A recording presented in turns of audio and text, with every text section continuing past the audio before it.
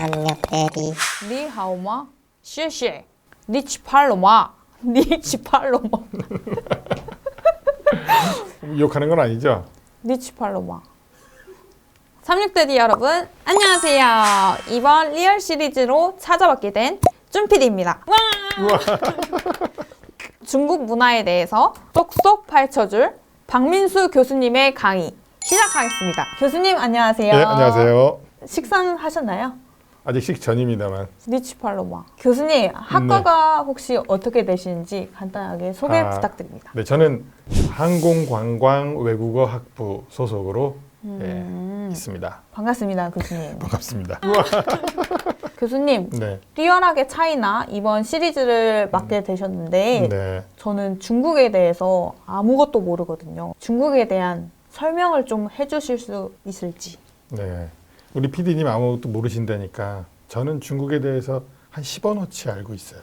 10원이요? 네, 한 10원. 그 정도. 눈꽃만큼 알고 있으니까 뭐 그 정도 제가 아는 선에서 궁금한 부분들을 말씀드리면 될 것 같습니다. 안녕하세요, 쭌피디입니다. 본 강의는 박민수 교수님 저서인 중국 문화 한상차림 교재를 바탕으로 제작되었습니다. 중국 문화에 대해서 여러분들이 흥미를 가질 만한 내용을 추려서 정리하였습니다. 중국과 중국 사람들, 그리고 그들의 문화가 궁금한 분들께 작은 도움이 되었으면 좋겠습니다. 내용은 조금 바뀔 수 있어요. 교수님, 중국이 제가 중공이라고 알고 있거든요.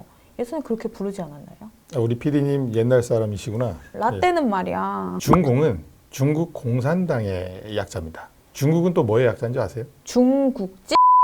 중화인민공화국? 맞나요? 그렇죠. 그 중화인민공화국이 언제 만들어졌을까요? 1949년 10월 1일 날 모택동이 중국의 이제 첫 주석이죠. 천안문 광장에서 선포하면서 중화인민공화국이 사실상 시작되었다. 이렇게 볼 수가 있겠습니다. 알고 계시겠지만 중국의 수도는 북경. 그럼 상해는 뭐예요? 상해는 경제의 중심. 정치의 수도는 북경이지만 경제의 수도는 상해다. 이렇게 볼 수가 있겠고요. 교수님, 그러면 네. 홍콩은 네. 중국과 별개인 나라인가요? 올림픽이라든지 아시안 게임을 보면 크게 물음표가 붙는 장면이죠.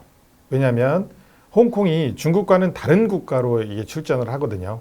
사실 홍콩과 중국은 한 나라입니다. 홍콩은 중국의 특별 행정자치구예요. 이제 조금만 더 시간을 거슬러 올라가면 청나라 때 영국과 아편 전쟁을 하게 돼요. 1899년부터 99년간 홍콩은 영국의 소유가 돼요. 그런데 1997년도 7월 1일 중국이 홍콩의 주권을 찾아오게 되죠.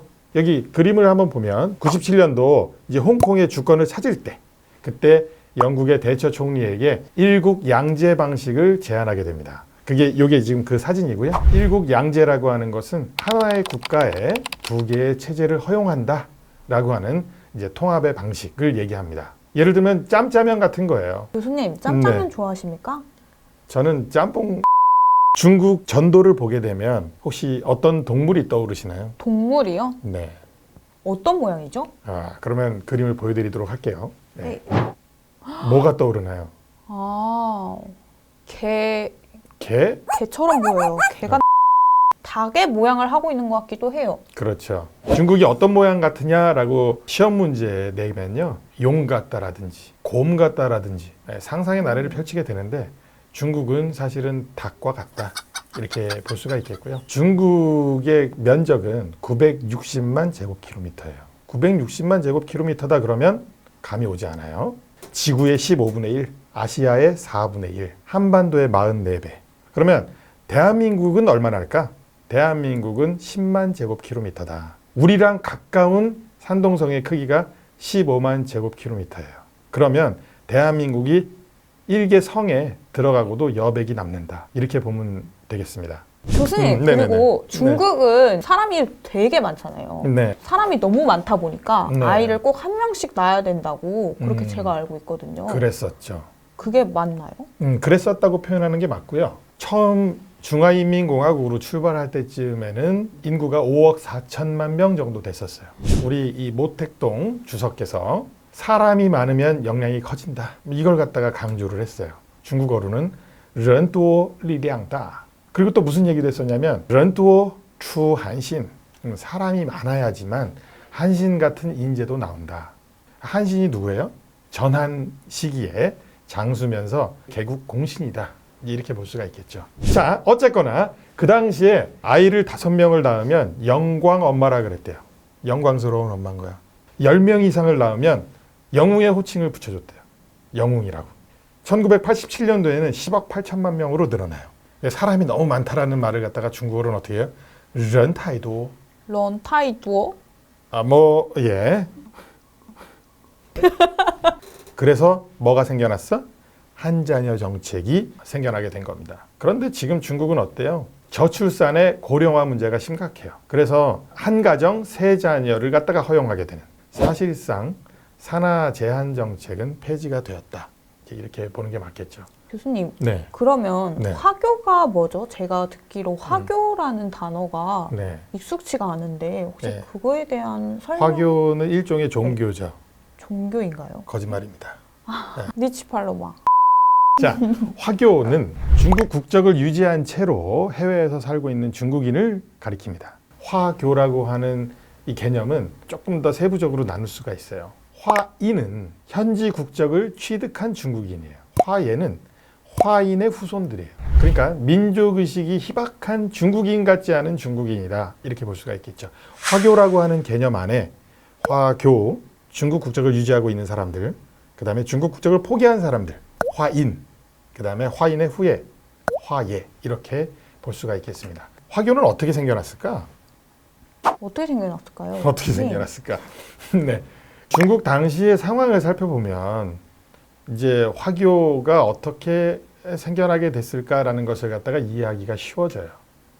왜냐하면 그 당시에는 어땠어요? 서구 열강들이 서로 중국을 갖다 차지하기 위해서 난리도 아니었단 말이에요. 또 중국 내부적으로는 국민당과 공산당이 계속 패권 다툼을 하고 있었어요. 그 와중에 중국 산동성은 교통의 요지예요. 남북을 잇는. 그러니까 산동이 얼마나 시끄러웠겠어요.